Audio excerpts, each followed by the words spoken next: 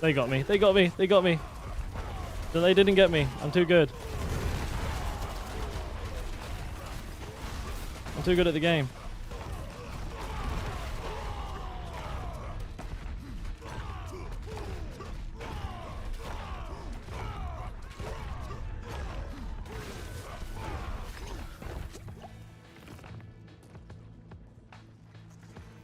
Oh, it was going to time out because of the fucking lightning pylons. Okay, so that wasn't too shabby. We just did a tier 20 AoC with only a level 24 glyph. I'm going to do a full breakdown of the build here, talk about what you need, how it works, but I will also, of course, include a build planner down in the description below the video. But let's get into it. And I apologize, this build is very, very high end, so the gear requirements are really high, but that is what's required to get into these higher tiers of AoC, especially with such a low level glyph. But we're starting with a Harlequin's Crest. We have a chest here with 4 damage reduction rolls on it and disobedience. Now, you definitely need armor on this piece of gear. And then as for the damage reduction rolls, just try and get the highest rolls that you can. Bleeding, distant, close, fortified, and flat are all fantastic. And again, just as far as priorities go, I just try and lock in as many high rolls as I can and get a good variation, like a good spread of different types of DR. For gloves, Ancestral Force, Strength, Attack Speed, and Hammer of the Ancients are must-haves. You can either go for like Overpower or Crit Chance on these ones. I just happened to high roll the Overpower, so I was pretty happy to sit on that. I didn't really want to go for Crit Chance. We're running Red Ring of Fury. That takes care of crit. But you can, if you want to try and bolster up the damage you can get from something like the Blast Shrine and your in-between damage from the Red Ring of Fury procs. But I found that to be not as impactful as the overpowered damage, but then again, it's a low impact roll, so I wouldn't sweat the difference too much. Then we have a Tybalt's Will, huge damage boost, lots of fury, great stuff, synergizes really well with this build. But we do have a single swap in this build, and that is the pants themselves. And we swapped to some 4DR pants with Iron Blood, because I just found that, especially on the Bloodseekers, that we're just having a very, very hard time staying alive.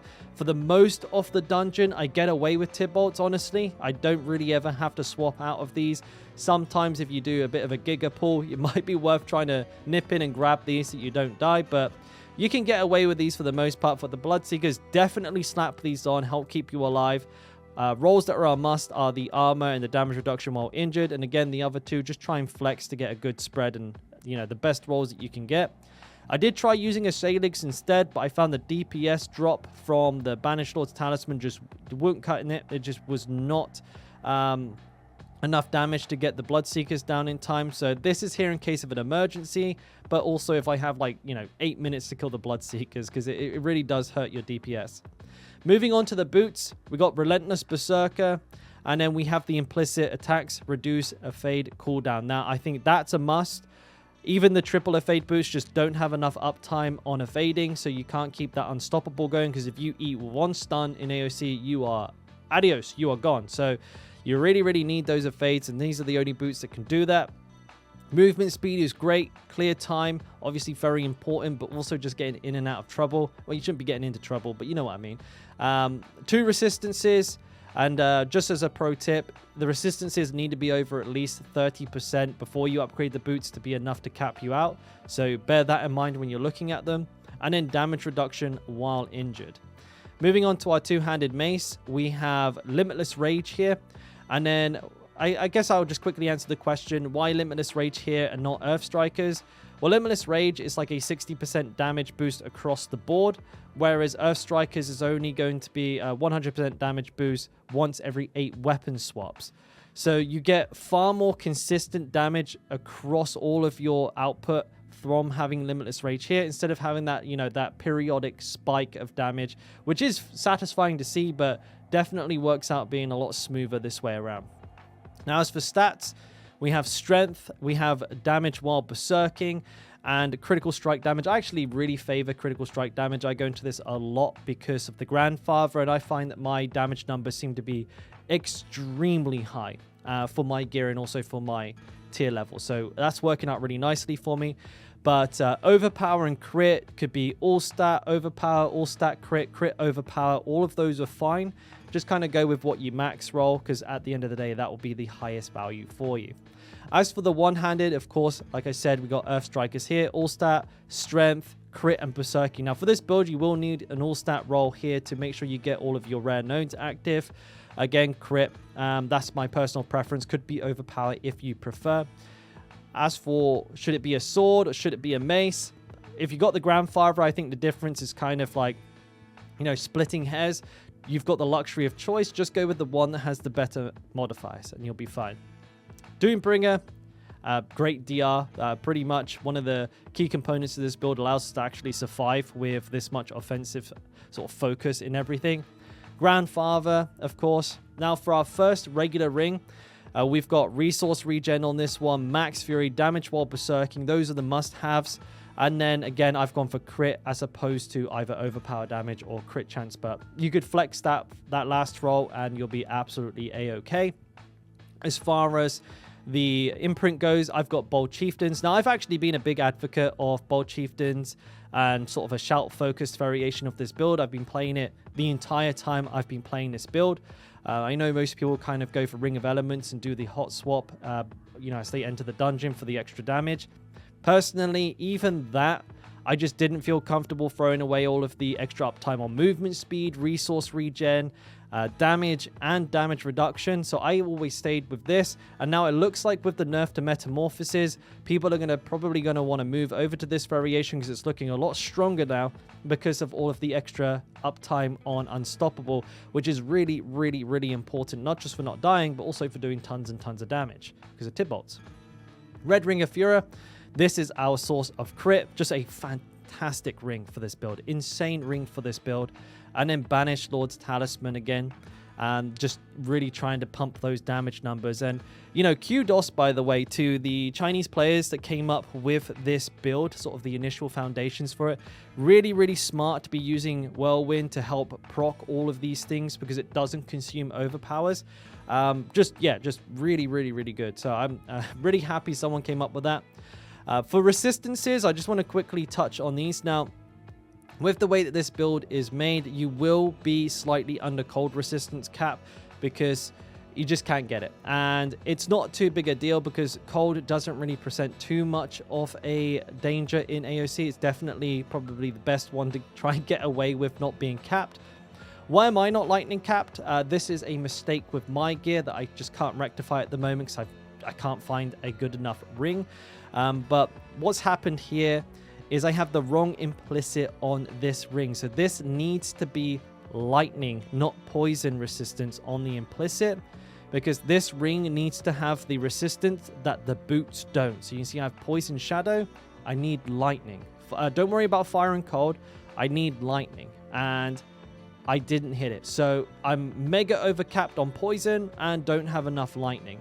And the reason I say don't worry about fire or cold is because, again, cold we're not going to worry about, and fire we hit with the Red Ring of Fury, or Ring of Red Fury. So, yeah, depending on what boots you get and what ring you get, those will flex around a little bit, but, you know, it's not something that's going to, you know, really ruin your build at the end of the day, because you can just fix this with a consumable, and then you're happy as Larry, because that's what I've been doing.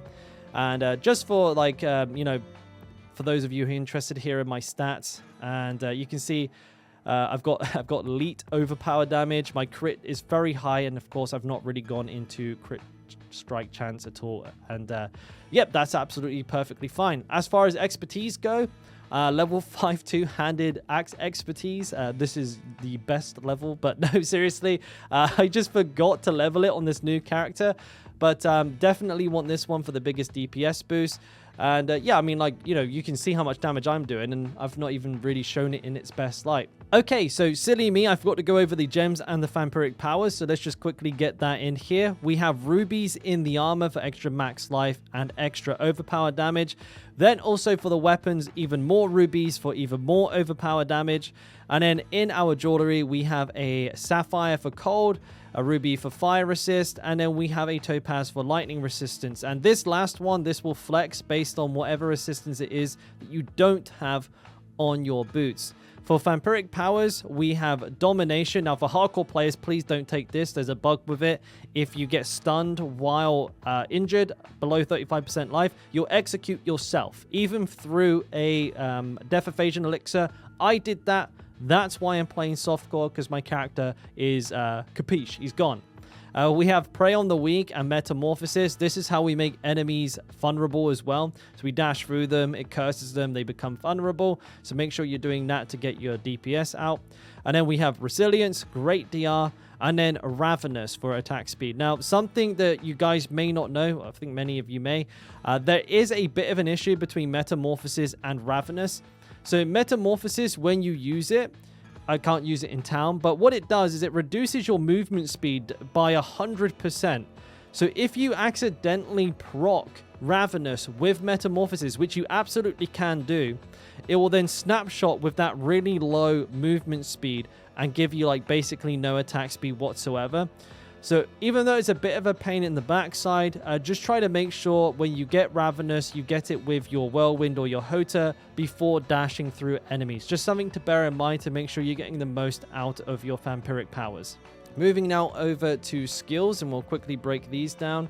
Nothing too dramatic here, so most of this is pretty generic. You've probably seen all of this before, and the build planner will be there for you to copy this one from.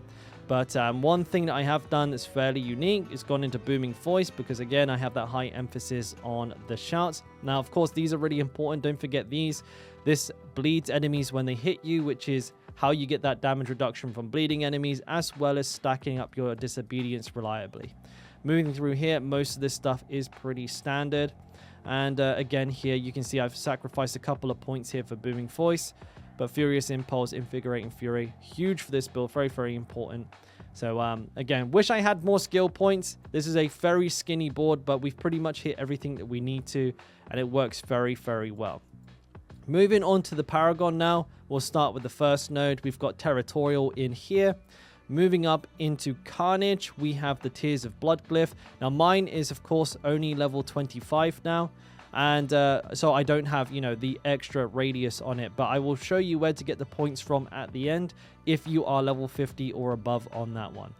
But then moving over to the right here, I do have the Decimator board, and I've slapped Crusher in there. Fantastic damage boost.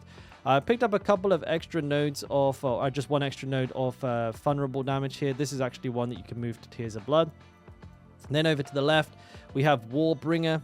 We have Aya sat in there, and I have the all resist nodes here. Now, again, I probably shouldn't have these two in here, but you see my resistances are a little bit of a mess, so I've popped them in there. If you don't need to do that, then you can put those in your level 50 Tears of Blood, or you can pick up the Enraged rare node here, which is what I've had to sacrifice so far. But this will be what you see in the planner. And yeah, we have all of the max Fury nodes on each of these wings here. Again, for tier 50, you can take some of the points out of these two wings, move them there, because you will get more value from that. And then looking at the Blood Rage board here, we have Marshall, of course, sat in there. And this is one of the other big reasons why I went with Shouts as well. So I looked at a lot of other builds. People were playing like Undaunted, and some nutters out there playing Dominate for just loads of overpowered damage. But Undaunted, great pick, 10% damage reduction while fortified and some extra damage while fortified. But I looked at this and I was like, well, I like the cooldown reduction. I get very, very similar damage reduction here, only a 2.7% difference. And I still get a little bit of extra damage as well. So this was kind of a no-brainer for me, really sort of sold the Triple Shout build or Triple Shout focus for me. There is an extra node here that you can remove, put in Tears of Blood if you are at level 50, of course. And then finally on this last board, Weapons Master with the All Resist. And that is it. That's the whole board there. Again, it's very tight. You know, AoZ is really kind of pushing builds to the limit, and it's been a hell of a lot of fun theory crafting and, you know, putting these builds to the test. So let me know how you do with it. And if you like this video, as always, don't forget to give it a thumbs up. Subscribe for more content, more Diablo content. And just one more time, because a lot of people seem to have trouble finding it, the build planner is down in the description and in the pinned comment as well. But yeah, that's it from me. Don't forget to check out the live stream live every day over on Twitch. Again, that's also in the description, and I'll catch you on the next one. Thanks for watching.